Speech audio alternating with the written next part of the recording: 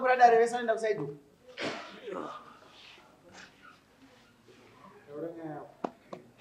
Pamusoro dai. Pamusoro mama. Ini ndakabatirwa chikomba chemukadzi wangu. Nemukadzi wemukomana. Ari kumukadzi wako. Aiwa muko kana ngakubatira kasitaura nyaya. Ngozi mukadzi akabatwa ndiwe. Inini ndakabara chikomba chemukadzi wangu. Ari kupi? Aripo. Chikomba chachi. Ndio huyu ngoma. Akabatwa mukadzi wake. Mukadzi womurume ari kumadokero kuno kubendi ngawe kuno. Tikuru wa mai. Zamundwe.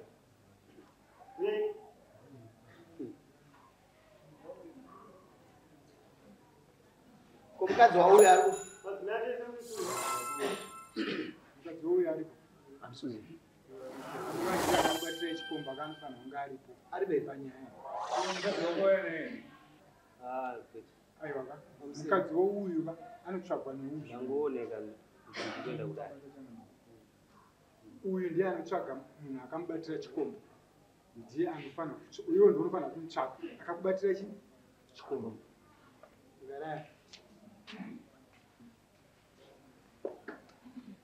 Mariana. Sena ndo muzi yake. Genuine. Chaulisa kama murumo wengi. Shamuzi hapa msupa.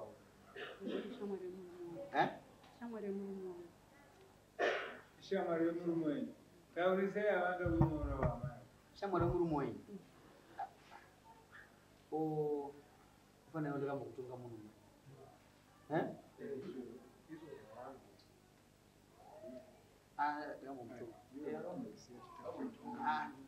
Ndo chitwanzo dasiya.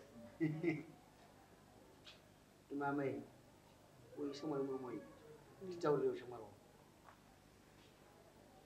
Uzoranta murumo. Tambara murumo. Usiya tu. Murume wenyu ari kuti. Murume wenyu adowe. Ari kuti chikomba chenyu. Saka mene papo zvakudai muntu mupindiro. Zvaitika. Uyu murume wangu akaenda nemukadzi. Akaenda nemukadzi wanaye. Akaenda nemumwe mukadzi anditi. Saka kuti nditaure nemurume wangu zvaisvika kuna uyu. Zvaisvikira kuna uyu ndaikwanisa kunopa murume wangu foni. Saka mukadzi wa uyu ndoba akazwana makozi nechichi. Ambati mukadzi wouyu aona makozi.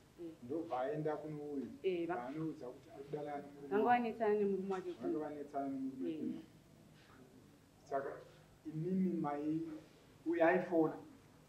Taifona kuna uyu bosi uyu kumba kwake ndasingakwanisa kutaura naye.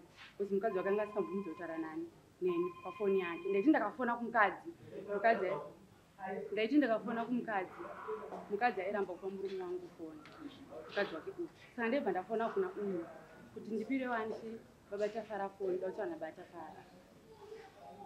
Saka zvireva kuti mukadzi uyu womurume ndiye akanga akazotaurira murume uyu kuti mukadzi wa uyu ndiye akazoudza uyu murume uyu kuti mudzimai wenyu akuenana nemukadzi uyu ari kupi.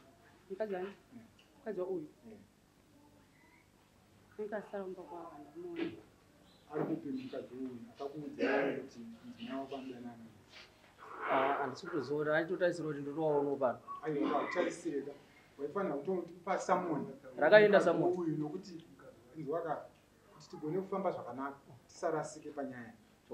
Mukadzi ane umbowo wokuona zvakaitika mukadzi uyu. Ndizvozvo. Ndiye ane umbowo hwese. Akaita kuti iwe uzive. Nhasi ndiye witness yako kuti kana dai mukadzi wako achiramba mukadzi iye anokupupurira. Kuti aiwa muri kuramba sei? Inini ndakabata vanhu vapi? Saka tikuti wewe kana ukatadza kusungisa mukadzi iye ukasiya nyaya yako kumashure.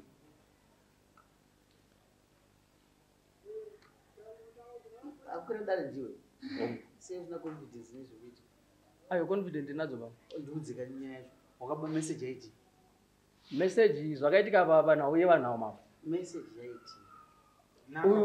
uyu mukadzi wangu akanyora message yekuti bonde ratakaitirana iwe neni handiti aiwa nezuro zvakanga zvakaita se zvakanaka handi murunzo ndo message yakasendwa madzimai angu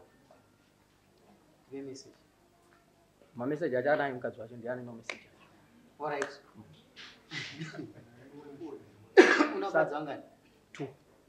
Uyu mukadzi wechina? Ndokutanga. Alright. Tongoti uri tambata nemuntu. Mukadzi wako chumude. Hapana munhu anoramba musha wake maoko.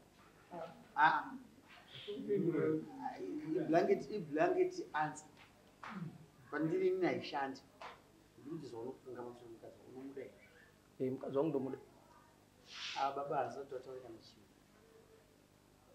Pane zvandaona panyaya yako. Unowanza 23. Naam. Mushure mekunge nyaya yaiti. Mazuva zvataura. Unowanza 23. Chengetai mazwi. Musa mbudzi yaita shoma mushoma. Taura ingo.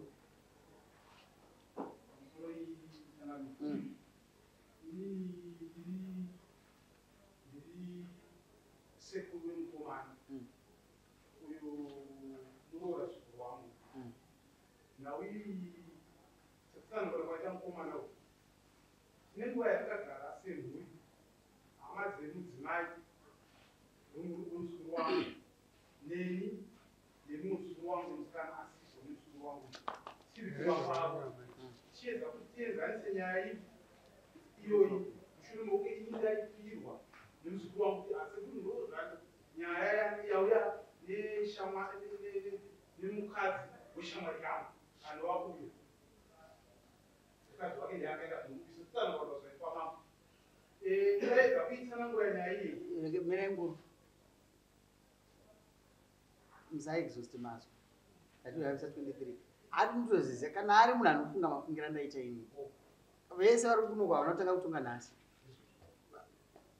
mazvibato zvandataura ndati ngavavisa 23 I'm sure ka anenge afunga mafungira ndaita ini wazvizwa ngavavisa 23 mukadzi wako ngauri iwewe unova nemukadzi wako kana ukaenda kumba mashoko zvazvako asi ndandichifunga kuti uyu ndiye anofanira kusamona mukadzi wangu. Akapuwa samoni mukadzi wako hanapuwa Akapuwa samoni wapiwa alright iwoenda unosamona mukadzi wangu auyi nemameseji 23 iwe mvana basa rakundorisa handidi kuti rambo uchipinda munyaya idzi munhu mukuru stere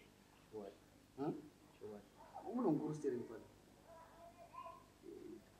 ndakupaone uyu mwana wangu mina chai uyu mufana wanga asiyana zvaka handa kuti waona mhosva enda unoverenga 350 times 4 kusvika tadzoka mudare handikuzivisa handimbokusiya aone mhosva nokuti basa rako iwewe handidi zvaunoita zvoda kwauri kasi kana wakachena hano problem usainopa mukadzi mashoko kana kuti funga kuti nenyaya muri mafriends kai best friends rambai muchitamba mesi mwazvotudza zvamaronga muri 2 ndatopedza tempo mambo iwe ukaunobata munhu wako kwamubata usada kuisa mhanyi kana uchinzwa zvandataura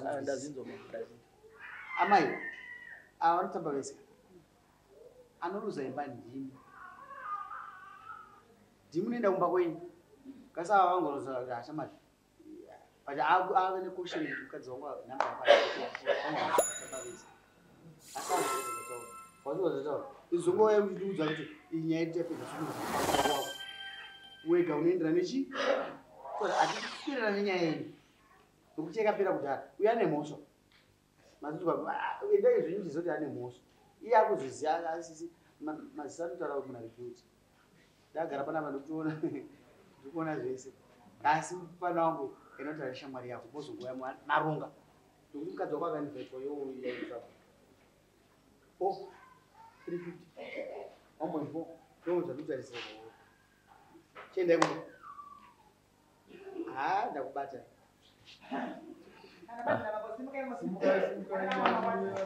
Ah, ndo ndabata.